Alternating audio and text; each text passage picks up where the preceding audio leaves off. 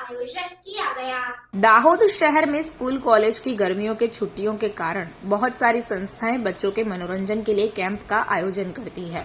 तो इसी प्रकार दाहोद के श्री प्राणनाथ ज्ञान केंद्र द्वारा 3 दिन बाल युवक युवतियों के लिए ज्ञान शिविर का आयोजन किया गया, जिसमें दाहोद शहर के और 50 से भी ज्यादा गांव के बच्चों ने लाभ लिया। करीबन 700 से ज्यादा बच्चे इस शिविर में उपस्थित रहे और श्री प्राणनाथ जी स्नान केंद्र खरेड़ी द्वारा लाभ लिया गया, जिसमें आध्यात्मिक ज्ञान के साथ साथ ध्यान योग, बच्चों के मनोरंजन के लिए कराटे, नींबू चम्मच, रस्सा खींच, म्यूजिकल चेयर और ठेला दौड़ जैसी प्रवृत्तियां करवाई जाएगी, जिसमें 5 साल से 18 साल तक के बच्चों ने भाग लिया। इस 3 दिवसीय बाल युवा युवती ब्रह्म ज्ञान संस्कार शिविर में श्री प्राणनाथ केंद्र खरेड़ी दाहोद में आयोजित किया गया, जिसमें प्रथम मंच पर बाल युवा युवतियों को ध्यान और योग श्री प्राणनाथ ज्ञानपीठ से आचार्य श्री सूर्य प्रताप जी एवं महात्मा अनिल जी और कराटे मास्टर विनोद भाई खपेड़ ने इस शिविर में सहयोग दिया। ध्यान એટલે બગલા જેવું ધ્યાન કે નદી કે તળાવની અંદર જ્યારે બગલાને એને પોતાના આહાર માટે ખાલી એક પેટ ભરવા માટે એ કેટલું એક એકાગ્ર કરે છે અને એક પગ ઉપર ઊભો રહીને એ માછલીને પકડે છે। તો આવી રીતે આપણે પણ વિદ્યાર્થી જીવનની અંદર એનાથી એ શીખ લઈએ કે જે પણ આપણને અહીંયા ભણાવવામાં આવે કે અત્યારે જે ભણાવવામાં આવી રહ્યું છે એને ધ્યાનથી સાંભળીએ અને એ એકાગ્રતાથી સાંભળવાથી એ આપણા હૃદયની અંદર આપણે એને ધારણ કરીએ। શ્વાને નિંદ્રા અને કૂતરા જેવી ઊંઘ હોવી જોઈએ। આપણે કૂતરાને જોઈએ કે રસ્તામાં ગમે ત્યાં સૂતેલો હોય। શ્રી પ્રાણનાથ જ્ઞાન કેન્દ્ર ખરડી મુકામે જે સંસ્થા આવેલી છે જ્ઞાન કેન્દ્ર, એની સ્થાપના લગભગ 2003માં થઈ ચૂકી છે, પરંતુ એનું બાંધકામ ને બીજી વિવિધ એક્ટિવિટીઓ, વિવિધ પ્રવૃત્તિઓ અમે 2011થી ચાલુ કરેલ છે, જેમાં સૌપ્રથમ અમે લાઇબ્રેરી બનાવી, સભા હોલ બનાવ્યો। તો લાઇબ્રેરીની અંદર 2011થી લગભગ ગામના 20 જેટલા બાળકો અભ્યાસ કરે છે।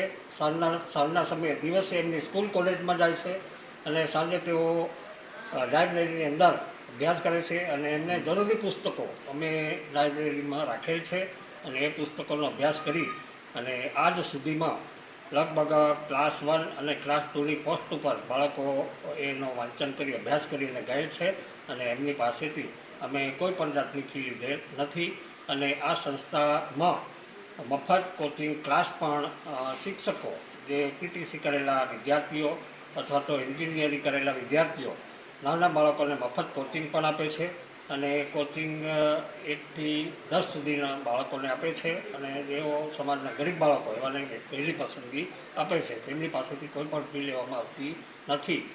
આ સંસ્થા ખાતે દર રવિવારે બાળ યુવા સંસ્કાર શિબિરનું આયોજન થાય છે અને આ સંસ્થા મારફતે જુદા લગભગ 15 ગામોની અંદર બાળ યુવા સંસ્કાર કેન્દ્રો ચાલે છે અને બાળકોની અંદર યુવાનોની અંદર સારા ગુણોનો વિકાસ થાય એવા પ્રયાસો આ સંસ્થા મારફતે કરવામાં આવે છે અને આ સંસ્થાને અમારી મેન શાખા પ્રાણનાથ જ્ઞાનપીઠ સરસાવા તરફથી યોગ્ય માર્ગદર્શન સમયે સમયે મળે છે અને તે મુજબ અમે કાર્ય કરીએ છીએ।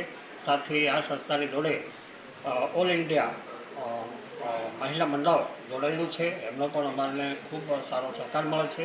તો પ્રવૃત્તિની અંદર કહીએ તો અમે 2011થી વિવિધ પ્રવૃત્તિઓ, આ આપણે લાઇબ્રેરીની વાત થઈ, ગૌશાળાની સ્થાપના પણ 2016માં કરેલ છે અને લગભગ 20 ગાયો અમારી પાસે છે જે નબળી દુબળી બીમાર ગાયોની પણ અમે સેવા કરીએ છીએ અને એમનો ઘાસચારો આજુબાજુના સમાજના લોકો, ભક્તજનો, ધર્મપ્રેમી સજ્જનો અમને ઘાસચારો આપે છે અને એમને ખાણદાણ પણ પૂરું પાડે છે।